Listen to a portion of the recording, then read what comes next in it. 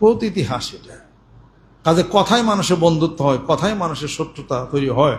আল্লাহ নবী সাল্লাল্লাহু আলাইহি সাল্লাম কথা দিয়ে উদু ইলা সাবিলি রাব্বিকা বিল হিকমাতিল মাউইজাতিল হাসানা, তার কথা দিয়ে চরিত্র মাধুর্য দিয়েই গোটা বিশ্ব পৃথিবীর বুকে তিনি বিশাল জয়লাভ করলেন। জোরকন সুবহানাল্লাহ। আসুন সৌহার্দ্যপূর্ণ ভাব করি।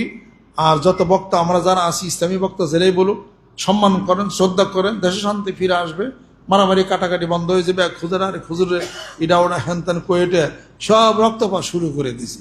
কি যে কি কয়, পট করে একদম কাফের কয়ে দেয়। এটা মানুষ কাফের তো মেলায় ঠেলা, এটা পট করে কাফের কয়ে দেয়। বড় বড় ইউটিউব বক্তা, নাম বললাম না, ফট করে কাফের কয়ে দিল, ফট করে বন্ধ বলে দিল, ফট করে হ্যানত্যান কয়ে দিল। এগুলো কোন ধরনের আলাপ আলোচনা সমাজে এগুলো শুরু হয়েছে? আল্লাহ পাক যেন হেফাজত করেন, রহমত বরকত করেন। মসজিদে যারা দিচ্ছেন শুকরিয়া আদায় করি, পারলে নিজের এলাকার মসজিদও দেন। এখানে যারা পারে তারা যদ্দূর পারেন তারা দিয়ে।